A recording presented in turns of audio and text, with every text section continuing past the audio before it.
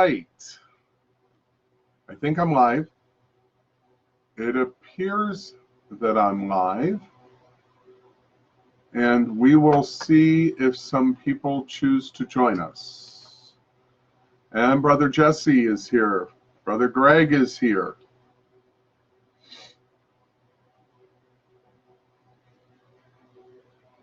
How are you, Brother Barnabas? It's nice to see you. We're going to wait a couple of minutes and give people a few moments to figure out how to do this as it's new. Let's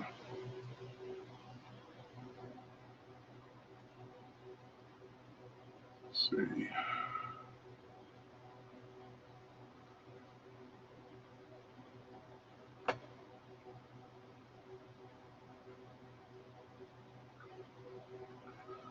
I don't see a place where we can invite people on this copy. But hopefully people see that we are live. Hello, Matthew. Nice to see you. We're going to wait a couple of moments and try and see how many more people can join us. And to you, Matthew. Let's see, how can I reduce this?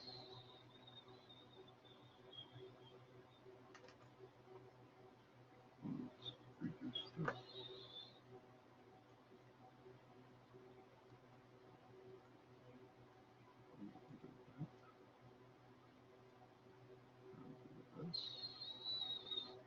Over here. Hello, Brother Lee. Everybody, good. Thank you, Daniel. I'm glad that Stephen will be joining you there. That's awesome. Figure we'll give about 8:03 to 8:05 before we kick off the meeting. I know that we have a lot of people who are just not tech savvy with this.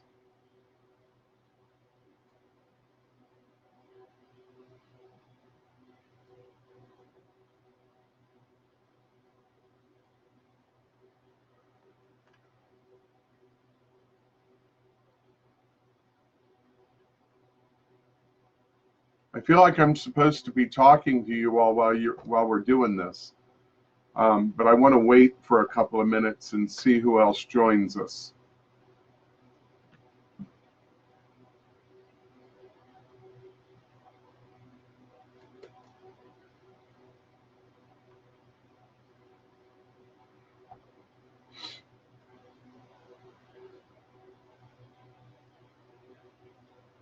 I've gotten emails from people. Let me check since I've been at our pantry. Okay.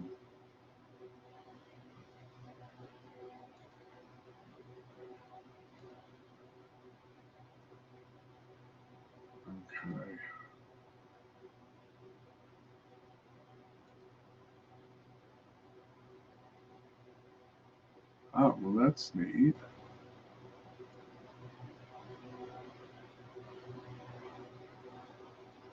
Okay. All right. Let's go ahead and get started with the few that we have. According to my email, there's another of other people who are coming on board. And I also have an email from the diocese asking if we want to use Zoom in the future. So if any of you who are currently listening right now would rather have us use Zoom rather than Facebook, please let me know. You could easily just type Zoom in your comment section right now. And as you are watching this at a later date, just type in Zoom. And then that way we know which way you want to go. I'll also make that comment at the end. As far as I know, this was the best way to be able to try and get in touch with all of you, to try and speak with as many of you as possible, and also for you to engage with each other. That's one of the objectives that I have. But let us go ahead and pray for now. Heavenly Father, we give thanks to you for this day.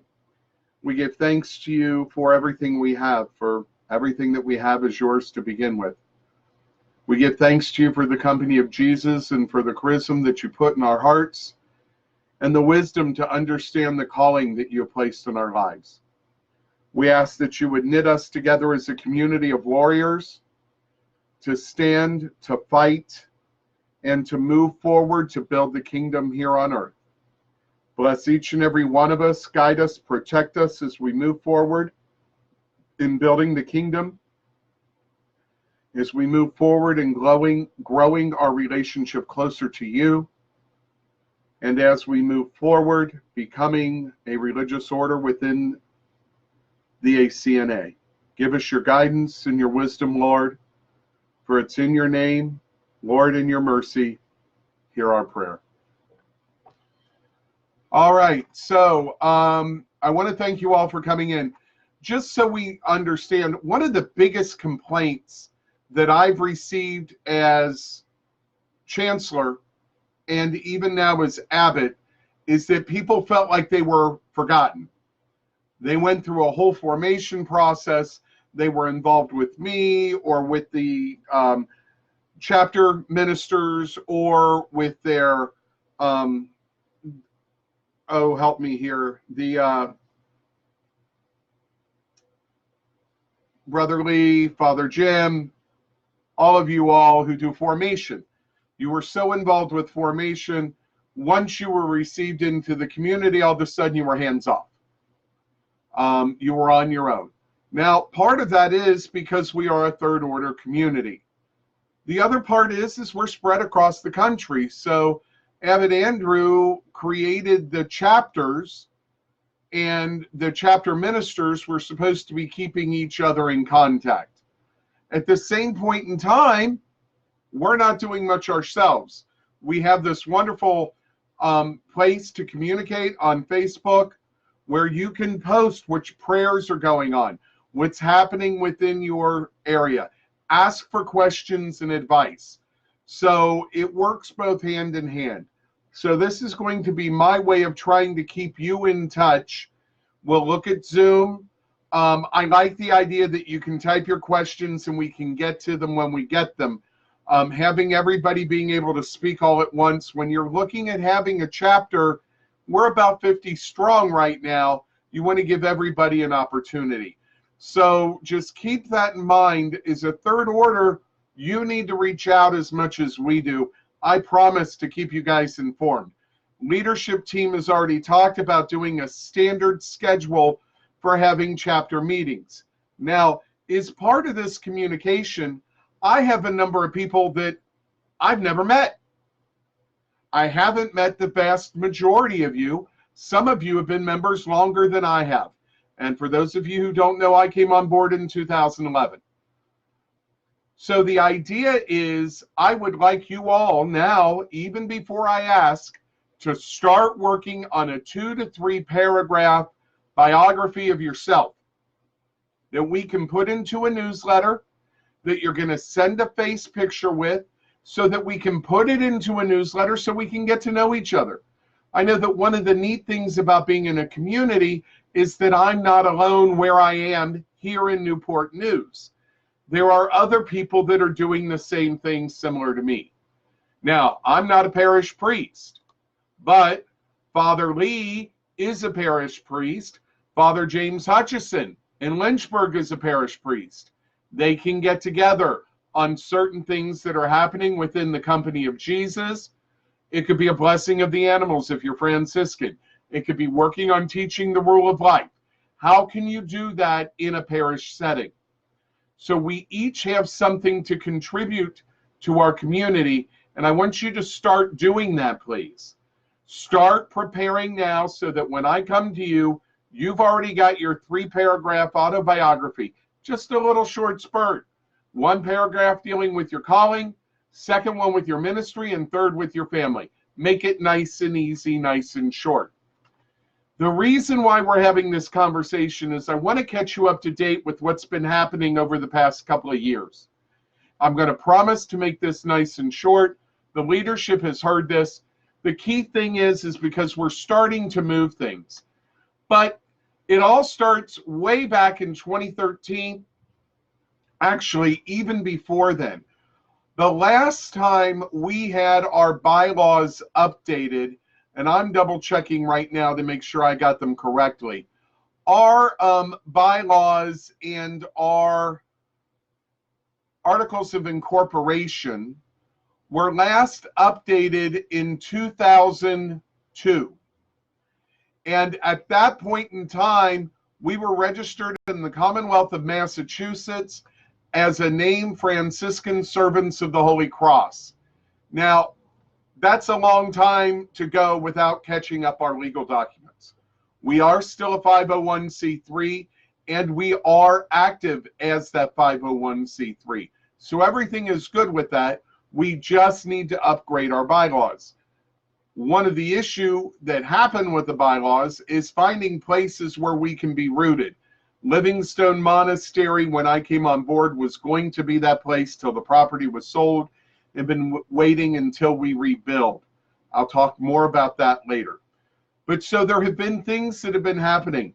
In September of 2013, Priory of St. Patrick was formed through a donation of a land, a building, to Father Greg, to our brother, who started working on a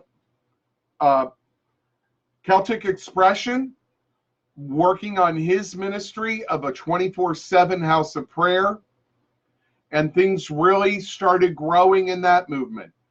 We lost the monastery in 2013. We moved into another church, and Five Loaves Food Pantry has exploded. There have been movements everywhere in the order. Now, in 1017, there was a meeting at the clergy synod, the clergy retreat, and we were talking about the new Celtic expression that had happened within the Company of Jesus. We've always been Franciscan, and we've always been Benedictine. But now we had this growing, burgeoning number of Celtic people, and we needed to figure out how we were going to do it. The end and short of that conversation is the best way to move forward was decided to give birth to the Celtic group as a separate independent order. I was tasked with doing that in October of 2017. Now, while that is happening, Brother Greg and his team were working diligently towards that end. It is not something that Brother Greg wanted, did not search for, but now he found himself in the position of doing more admin than what I believe he was comfortable with. At that same point in time, the following month, I get a call from the bishop. We now have a sister within the Anglican Diocese of the Great Lakes who wants to start her own convent. While we're going through this, we have been working on the handbook diligently for years, but we keep running into problems. And in December of 2017, we finally finalized what our application procedures would be. A lot of this had to do with the fact that we were now resident within the ACNA, within a diocese, and we needed to make sure that our paperwork matched with that diocese. Then in January of last year of 18, another woman came forward as a solitary practitioner in the diocese saying, hey, I also want to do a convent in my area. So at this point, and I was tasked by the bishop for that, we have two individuals forming convents, and we have a new order. The Celtic is a third order community happening as well. As this is happening, it's not just happening within Great Lakes. There's been a movement in other dioceses as well. And in May of 18, the Archbishop Foley Beach came to the Anglican Synod. He spoke, and this conversation of religious orders came up. And the Archbishop said, listen, I'm putting a moratorium on the creation of new religious orders and religious expressions, associations, societies, orders. I'm forming a committee that we need to look into this and figure how this is going to work, especially when it comes to somebody like the Company of Jesus, because we have members in about 12 different dioceses. So there's this issue. Meanwhile, I had already looked into how to form an order and was looking at the idea of, why do we create the wheel?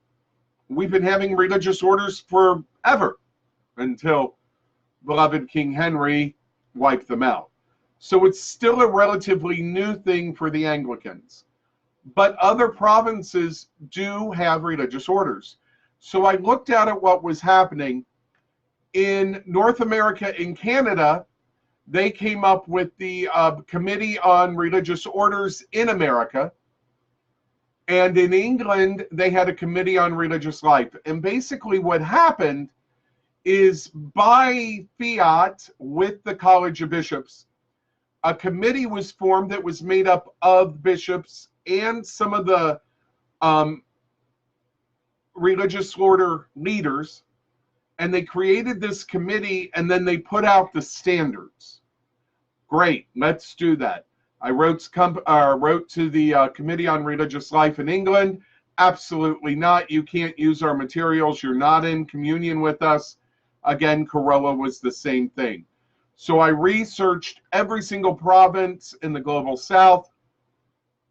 There aren't that many out there that have religious life. Most of them are still in the other expression of Anglicanism. When the moratorium came down, everything was placed on hold, waiting for this committee. I received a phone call from Bishop Manise in May of last year. He's forming this committee. He wants me involved. We waited. We waited. And we waited. I've reached out a number of times at this point, and things were just not happening as fast as we would like. Then in December, Abbot Andrew stands down. You understand our situation. Our handbook didn't have a procedure for a new abbot.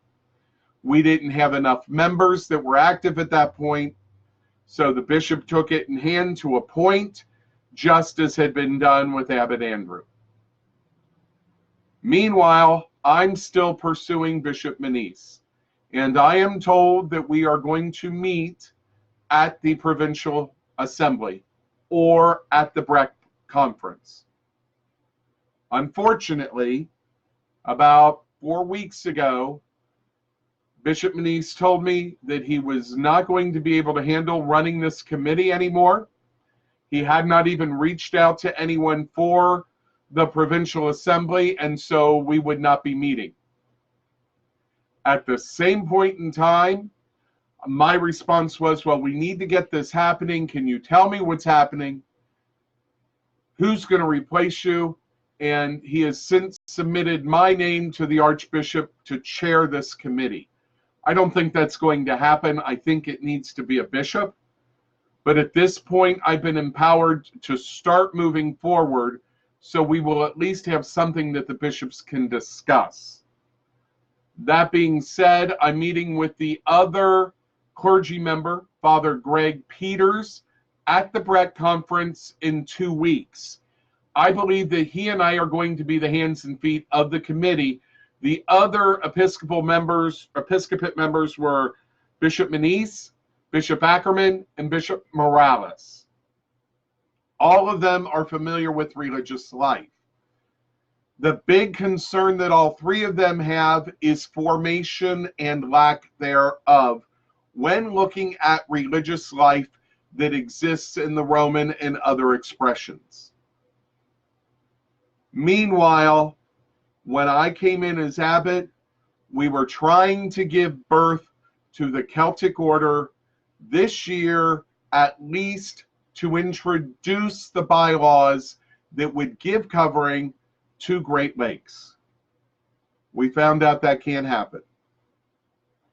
It was going to be at least another year or 2 years. This did not sit well with me. It did not sit well with members of the Celtic community. Some of them have withdrawn. We thought, we prayed, and one of the leadership came up to me and said, Brother Tim, why don't we merge together?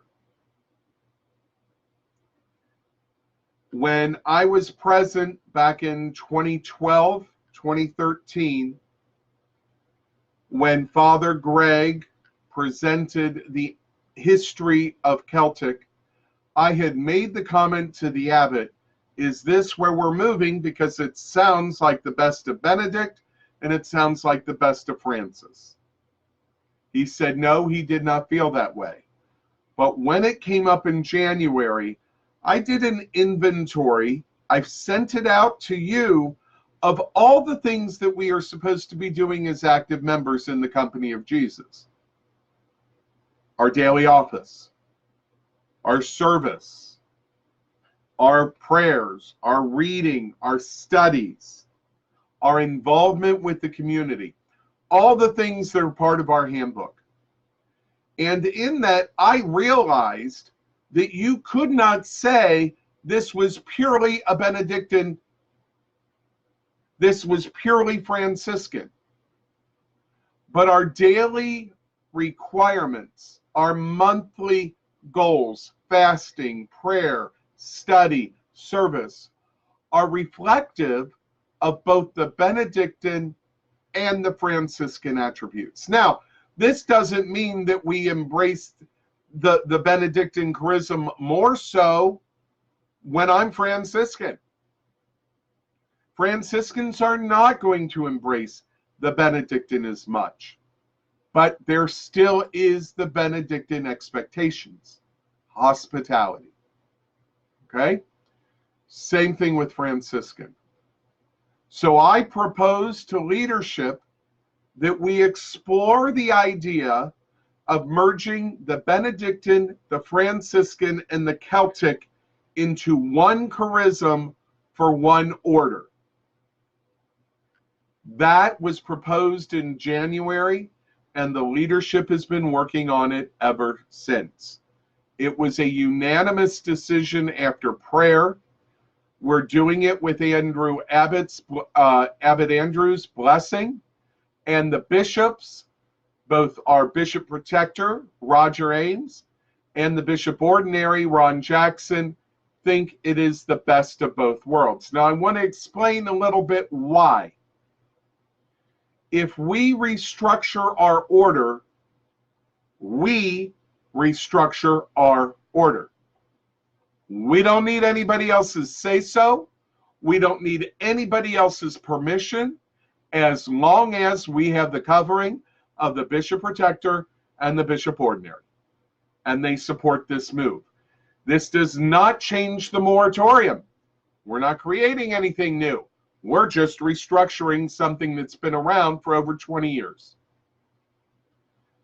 What does that mean for you?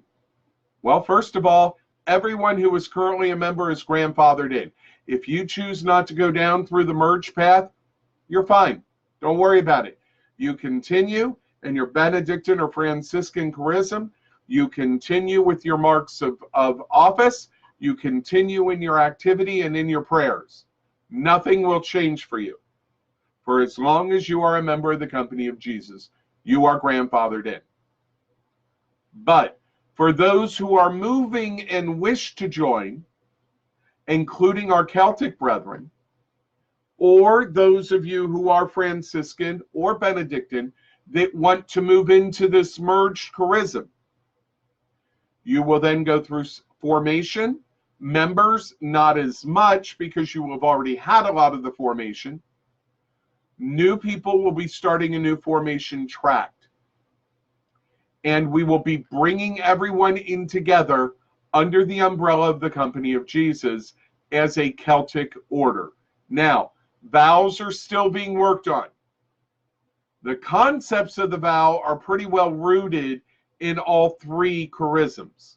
Names, that type of technicality is what we're looking at. The expressions are pretty much the same. Leadership is working on that. Our goal was to have by this week a new handbook to give to you.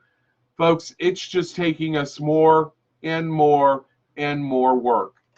For example, one of the things that we've had to look at are issues that regard our, hang on, I'm going to pull up my list real fast.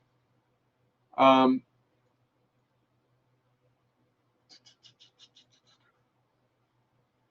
of the issues that we have to look at are transferring of vows. What's the process of separation from community?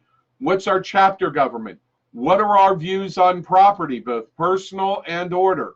How do we deal with other communities and ecclesiastical authority? How do we close a community? How do we start another house? How do we start?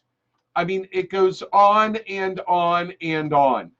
And this is what the Committee on Religious Life is working on. They're trying to codify the entire process for the province. I have been in place of codifying the entire issue for the Diocese of the Great Lakes. We're setting the groundwork. Leadership has understood, and when it was proposed that I become the committee chair, they knew that we were going to have to step up our game, so that chances are, I believe, that the work we do as the Company of Jesus will become the foundation for the other province, or within the province and within other dioceses. So there is a lot that's going on with that. What does this mean to you? Eventually, I hope by the end of the summer, you're going to have a new handbook to read through. You're going to be able to read, see everything laid out. There will be policies and procedures. There will be all sorts of everything in there, including what happens when our abbot dies, our abbot general passes away. What happens when he retires? What's the process for re-election? All of these things will be included in our handbook. What to do if we have membership issues, two people fighting, all sorts of things, procedure issues. I've been working with Brother Barnabas with banking. We have some banking problems right now because the bank has been based out of West Virginia where Abbot Andrew is, and I'm in Virginia. They don't have an outlet here. But Brother Barnabas has a new branch that just opened up there this week. So we hope to review some of those issues and put into place some policies. The other issue is going to be formation. Now, for those of you who are new, that are friends that are listening, the first part of formation will be 6 months, is an aspirant. That will be completing the application, getting background checks, psychological evaluations, etc. Brothers and sisters, joining our order is as serious as ordination. In my book, and it should be in your book, and it most definitely is with the bishops. Therefore, application will be a process just like ordination. In fact, we're taking the diocese steps, looking at provincial suggestions, and merging them together.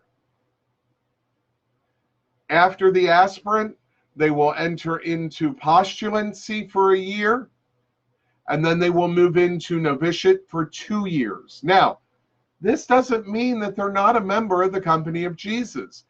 After the aspirant phase is done, the transition into postulancy is the making of temporary vows. Those that get renewed every year until 5 years has been met. And at which point they can choose to renew, or they can go for lifelong. Formation happens as a member within the community. It's not going to be rushed. It is a discerning process. And members who have been in for a number of years, you might be called into service as an anam cara to provide friendship, leadership, formation to those who are in our junior membership. Spiritual direction is going to be one thing that we will work on. within us directing and others receiving. That will be part of the formation process.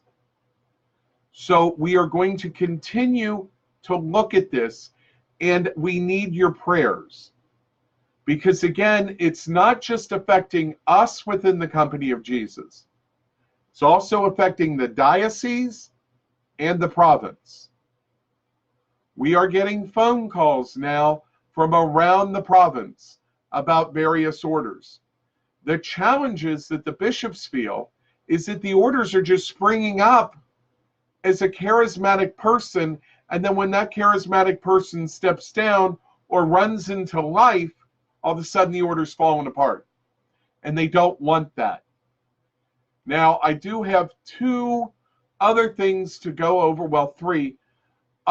Bishop Manise has made arrangements with a Roman Catholic Benedictine order and a Roman Catholic Carmelite order who are willing to take in individuals to go through their formation process 4 years. And at the end of formation, they will send out that Anglican, they will remain Anglican, brother to plant an Anglican community with the Roman Catholic support of brethren. Same thing with the Carmelites. A woman can enter. She goes through formation. Once she is formed and a full sister, they will then move out to form an Anglican Carmelite order. It's already started in the Carmelite. The lady who was in did not pass beyond formation. They realized through formation that this life wasn't her. Benedictines, nobody stepped forth. Now, keep in mind again, these are first order communities. So there's a little bit more in the way of promises that you make. Second of all, Livingstone Monastery. Livingstone Monastery has been moving forward every year. Starting 3 years ago when we were given 15.5 acres of land that surround the church that we're currently serving in. We were blessed by God with a good land survey. We were blessed by God with an architect. We've been moving forward. Last year, in preparation of the capital campaign this year, we met with the city preliminary site plan review. Everything went fine. A month later, the lady who was been our main contact in this process retired. Another young lady came in, and in January, she let us know that the land is not properly zoned for a monastery. We've raised all sorts of arguments. It's been 4 years. Promises were made. Investments were made. How could you just randomly decide? Unfortunately, this young lady has that authority. That's her job. Nobody's willing to overstep it. So we're on hold.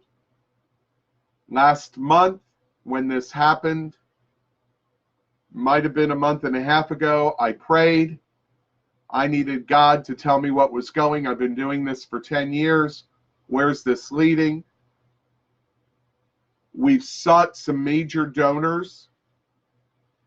A lot of people were on board, but nothing had happened yet. When this came down in January, I ceased communicating with our donors. A month ago, out of the blue, this week, I was supposed to have a meeting on Friday to discuss what was going to happen. On Thursday evening, out of the blue, I got an email. One of our major donors was making a major donation in order for us to move forward. On Tuesday, I met with them on Friday. That's when they officially shut us down. On Tuesday, I picked up a check for $100,000. That's God smacking me saying, I'm not done with you yet. We have that money set aside in its own bank account for the construction of the new monastery. I've approached city council and also our city manager, and within the next 2 weeks, we should be getting an answer. So I need you, my brothers and sisters, to do that which we are best at, praying. I need you to war for the monastery. The monastery, since I came on board and leadership visited, was always going to be a first order and the mother house for the monastery, for Company of Jesus, excuse me. We need to have that anchor in order to increase our viability with the province. Unfortunately, the bishops don't see third order communities as being valid religious orders. They put their money where the land is. We've got the land, we'll have the building. Some things have been moving in other directions that are good. May not happen here in Newport News, but maybe next door in James City County, the same area. But I need to ask you all to pray, to see that God's will gets done. That's all I'm asking. And I think that's all you're asking as well. At this point, I'm done with my part of the presentation. You guys have your keyboards and comments section. If you have any questions or comments, now's your time to just send me a note. Let's talk about it.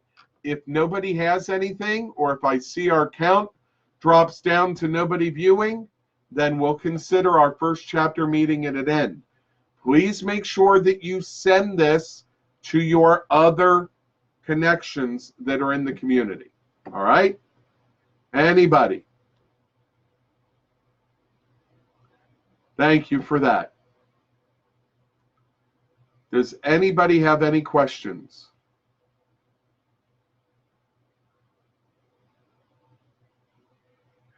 While that's happening, know that we've got about 10 aspirants in the waiting list. God is sending us new members left and right. Currently, right now, we have some people that are moving forward. All right, let me see. Angela Dossie, you're a member of the, will Company of Jesus stay ecumenical? Greg, we have never been discussed to be anything but. We are not moving into an Anglican order. Livingstone Monastery, just like you, will always be ecumenical, and it is my goal to keep the company as well ecumenical, but with an Anglican ethos. We do have to be rooted somewhere, all right? But our members who are not Anglican can receive dispensations on certain things. For example, the diocese, or excuse me, the province is really moving for everybody in religious life and ordained to sign the Jerusalem Declaration. Our members that are not Anglican will not need to sign that. In my opinion, it's going to be up to membership to make that final say so. Okay? Angela, did you have a comment?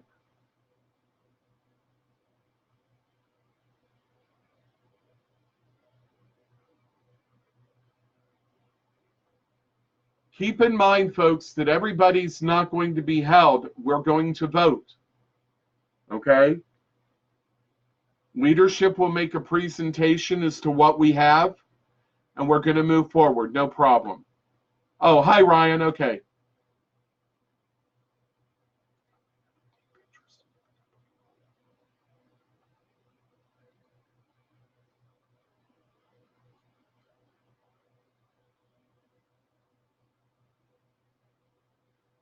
Okay, I have a deep interest in the contemplative life of scholarship in many respects. I'm looking for some kind of counterpart to the Jesuits. Father Greg would tell you that there was a lot of people within the studies that we see that did a life of scholarship. I can tell you now that one of the people that are on the committee, Father Greg Peters, is published twice, and my understanding is He has a PhD in monastic history and monastic theology. And we would love to be able to have that expression within the Celtic. The Celtic was a balance between service and contemplative prayer, which would also go within the scholarship. So the key thing for you, Ryan, would be, do you just want to be solely within that scholarship, or is there a service that you would like to do as a result of your scholarship? And you'll have plenty of time to learn to discern, okay? My query is highly nuanced, so it takes some writing. No, you're fine. What I would suggest, Ryan, is reaching out to leadership, sending me an email. My email now for the Company of Jesus is brothertim@companyofjesus.org. Send me your question in, and I will run it by leadership as well as Greg and see where it comes from at that, okay? Does anybody else have any question?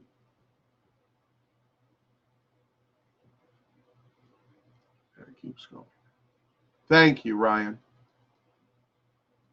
Anybody else have any questions?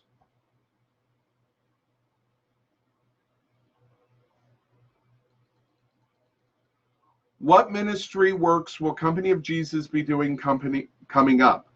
What are the members' dues going to be doing for the order? Okay, couple of fold. Right now, as a company, we do not have a global work. Right now, we are that global work. We need a new chancellor. I can't handle all the administrative end anymore. So I would like somebody to step up for that. If you're interested, send me an email to the attached. Let's talk about the qualifications. We need to better organize ourselves within ourselves. I would love to have an in-person meeting once every 3 years. We've got to figure out about how we're going to get around to receive the professions of people. Dues. Number of things are happening. First of all, if people join the new order, I hesitate to say that phrase, we will be changing the marks of office. I don't know if you can see this. It's a Chi-Rho in a circle would be the mark for the aspirants up through junior professed. And once professed, they will get this Chi-Rho. I hope I have it right. So we will be able to tell our junior professed from the professed. We chose the Chi-Rho because it's already in use in our emblem on our website. It's not uncommon that you can't find things if you would like. There are investments out there already with the Chi-Rho that I have taken to promote. And I also have my Chi-Rho is the Abbot General, which is this size. And the Abbot Emeritus has a gold-plated Chi-Rho. Membership dues would go towards this end. All right. Right now, we are only asking people to pay $25 for joining the company and then making a $10 a month. Part of the reason for the dues is to show your dedication to what we're doing. We do send part of our tithe, or actually our tithe, onto the diocese because the bishops do provide us covering. In addition, we're going to create a budget, hasn't been done before, to cover things like traveling, where I need to go in order to receive professions. Right now, I've paid for most of the things that I've needed out of the Livingstone Monastery budget. I've had to get miters. We have to get copes. All of these things were not used by Abbot Andrew, but we wanted to bring them back. And since we have a diocese that embraces us, we now have those symbols of office to be worn and to be used. If you have suggestions, one of the things we'd like to do when the monastery is built, is that these dues could help defray expenses for people to come to various meetings. I'll give you an example. The Brett Conference is evidently a conference that takes place any year on monasticism. If we get where we are, maybe we can offer scholarships for people to go to conferences. Maybe we'll gather at Provincial Assembly. Maybe this will help defray those expenses. So, Brother Barnabas, it's a good question. Leadership needs to tackle it formally and present a budget to be approved at chapter. All right, moving on down a little bit.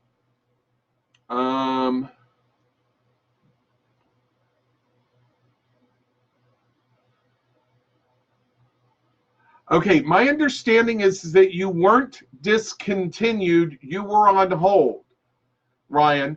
The letter that was sent out said that it was just going to take time.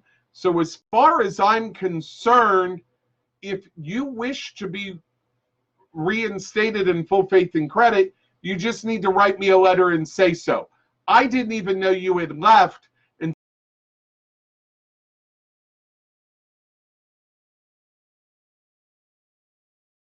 So yes, you're still in fine. Hang on.